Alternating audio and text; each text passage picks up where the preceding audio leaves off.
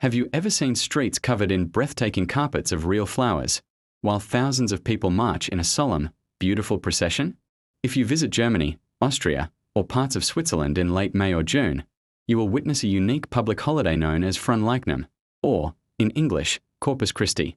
But what exactly are people celebrating? Why is it a public holiday? And where does this centuries-old tradition come from?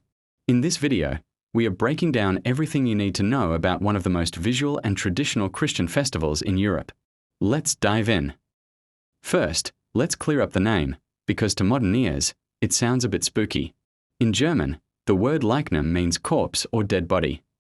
But the name Fronleichnam actually comes from Old High German. Fron meant Lord or holy, and Leichnam meant living body or appearance. So, Fronleichnam literally translates to the body of the Lord. In the Catholic Church worldwide, this feast is known by its Latin name, Corpus Christi.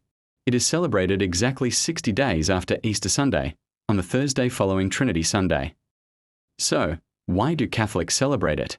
The holiday centers around the sacrament of the Eucharist, specifically, the belief that bread and wine truly become the body and blood of Jesus Christ during Mass. The idea for the holiday started in the 13th century in Liege, Belgium. A nun named Juliana of Cornelian had repeated visions of a full, bright moon with a dark spot on it. She interpreted this dark spot as the Church lacking a specific festival to honor the Holy Eucharist. Her visions caught the attention of the Church, and in 1264, Pope Urban IV made Corpus Christi a universal feast for the entire Catholic Church. While the religious service happens inside the church, the most famous part of Fronleichnam happens outside in the streets. This is the Corpus Christi procession. The priest carries the sacred host inside a highly decorated golden vessel called a monstrance. He walks under a ceremonial canopy called a baldachin, accompanied by altar servers, brass bands, and the local community. They stop at 4 different outdoor altars to read from the Gospels and bless the town. In many regions, the highlight is the flower carpets, called Blumenpisch. Local communities wake up at dawn to arrange millions of real flower petals on the ground, creating stunning religious symbols, geometric patterns, and portraits. It takes hours of hard work, only for the procession to walk over them just a few hours later as a symbol of devotion. Depending on where you are, the traditions can look very different.